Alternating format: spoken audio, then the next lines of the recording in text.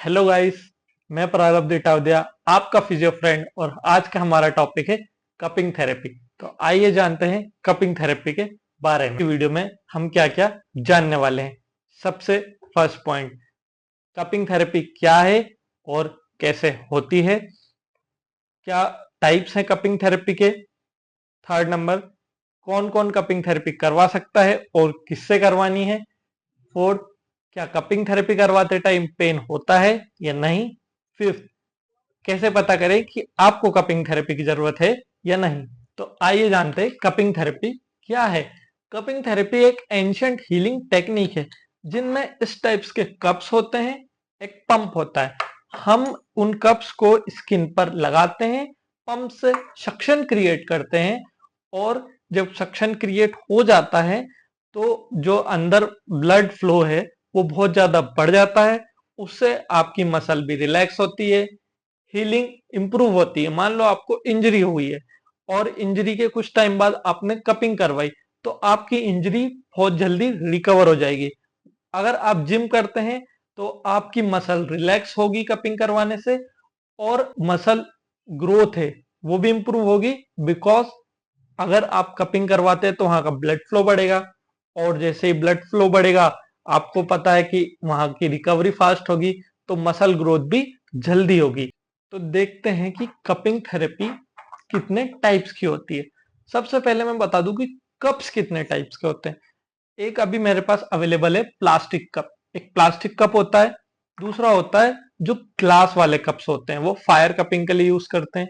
फिर wooden cups भी होते हैं, और सिलिकॉन कप्स होते हैं जो कि फेस के लिए और जो क्रिटिकल एरियाज होते हैं, जो सेंसिटिव एरिया है उनके लिए यूज करते हैं, ताकि आपके फेस के एक्ने वगैरह कम हो और वहां पे ब्लड फ्लो इंप्रूव हो। तो अगर आपको फेस पे एक्ने वगैरह है, हेड पे एक्ने है, तो आप कपिंग कर सकते हैं सिलिकॉन कप्स का यूज करके। अब हम देखते हैं कि कपिंग के टाइप्स क्या क्या है। सबसे फर्स्ट होता है ड्राई कपिंग। ड्राई कपिंग में हम जस्ट अपने कप्स को प्लेस करते हैं और 6 मिनट्स के लिए कप सक्शन करके रखते हैं। ये एक्ने के लिए एंड मसल स्पाज्म या फिर रिलैक्सेशन के लिए अच्छा होता है। दूसरा है फायर कपिंग। फायर कपिंग में हम ग्लास कप्स का यूज करते हैं या फिर वुडन कप्स का यूज करते हैं। उससे भी आप सक्शन क्रिएट करते हैं, और फायर कप सबसे ज्यादा इफेक्टिव होता है रिलैक्सेशन के लिए, फुल बॉडी रिलैक्सेशन के लिए फायर कप का आप यूज कर सकते हैं। देन आता है वेट कपिंग।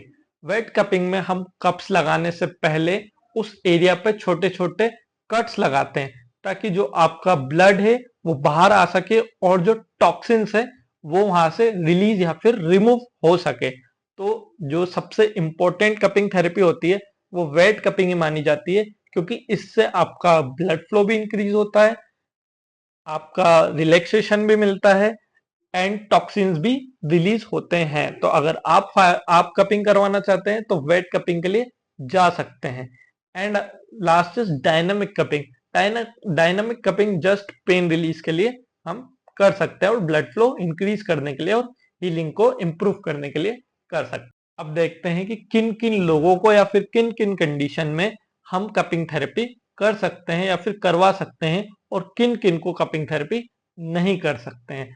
सबसे मेन, अगर आप एथलीट हैं, जिम जाते हैं, या फिर बहुत टाइम से आप वर्क एक्टिविटी कर रहे हैं कुछ, और आपको एक पर्टिकुलर एरिया पर बहुत टाइम से क्रोनिक पेन है, तो आप कपिंग थेरेपी करवा सकते हैं। आप एक ऑफिस वर्कर हैं और घंटों तक चेयर पर बैठे रहते हैं, बैक पेन से परेशान है, तो आप कपिंग थेरेपी से रिलैक्सेशन एंड टॉक्सिन्स रिमूव करवा सकते हैं, एंड आप आपकी वर्क को कंटिन्यू कर सकते हैं और भी इफेक्टिव तरीके से।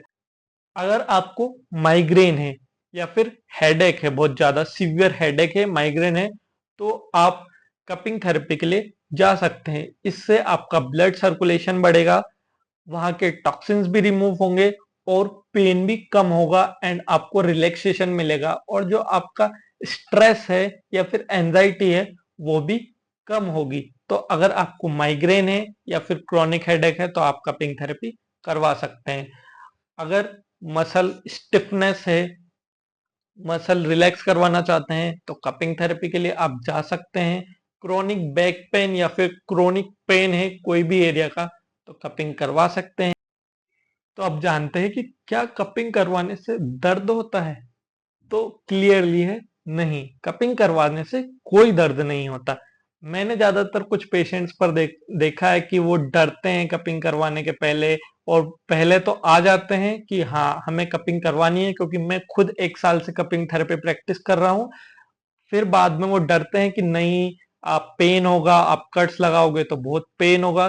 तो इतना पेन नहीं होगा कि आप मर जाओगे, और बहुत ही मिनिमल पेन या फिर ना के बराबर पेन होता है। अगर आप एक अच्छे थेरेपिस्ट से कपिंग थेरेपी करवाते हो तो फायर कपिंग में आप जलोगे नहीं, वेट कपिंग में आपको कोई पेन नहीं होगा, ड्राई कपिंग में भी आपको कोई पेन नहीं होगा। तो आप कपिंग के लिए जा सकते हैं, और आप मेरे से कंसल्ट कर सकते हैं। अगर आपको अभी भी डर लग रहा है तो मैं आपको क्लियरली एक्सप्लेन कर दूंगा पर्सनली कि आपको पेन होगा या नहीं। वैसे तो नहीं होगा, अगर आप एक अच्छे प्रोफेशनल थेरेपिस्ट के पास जाएंगे तो पेन आपको नहीं होगा। तो आज का हमारा सबसे इंपॉर्टेंट पॉइंट, जैसे कि आप लोगों ने थंबनेल में देखा ही होगा कि आप कैसे पता करें कि क्या आपको कपिंग की जरूरत है। तो आपको अगर मसल स्टिफनेस है, अगर आप जिम जाते थे और एक एक्सरसाइज, जो पर्टिकुलर एक्सरसाइज है उसको आप इफेक्टिवली करते थे, बट अब उस एक्सरसाइज को उस वेट पर आप उतने इफेक्टिवली नहीं कर पा रहे, तो आपको कपिंग थेरेपी की जरूरत है। अगर आप स्पोर्ट्स खेलते थे और अब उतना इफेक्टिवली वो वर्क नहीं कर पा रहे हैं तो आपको कपिंग थेरेपी की जरूरत है। आपको काफी टाइम से क्रोनिक बैक पेन है तो आप कपिंग थेरेपी करवा सकते हैं।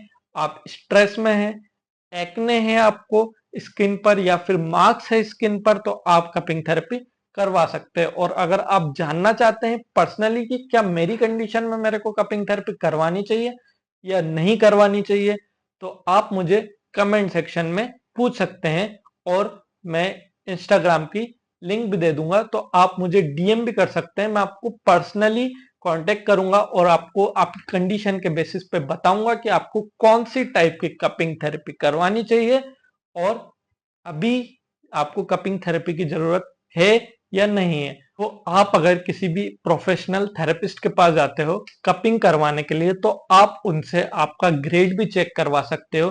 टोटल 7 ग्रेड्स होते हैं इसके अंदर। जैसे कि आप कपिंग यहाँ पे लगाते हैं उसमें, एंड 1 मिनट के लिए उसको वैसे ही छोड़ देते हैं, एंड उसमें ग्रेड 1, 2, 3, 4 तक आप कपिंग थेरेपी करवा सकते हैं। अगर आपका ग्रेड 1 है तो आपको ज्यादा जरूरत नहीं है कपिंग थेरेपी की, आप इग्नोर भी कर सकते हैं। ग्रेड 2 है तो आप ड्राई कपिंग, वेट कपिंग या फायर कपिंग करवा सकते हैं। ग्रेड 3 है तो आप फायर कपिंग और वेट कपिंग करवाना चाहिए आपको। और अगर ग्रेड 4 है तो आपको वेट कपिंग की सबसे ज्यादा जरूरत है और सख्त जरूरत है, आप उस टाइम पे करवा लेना।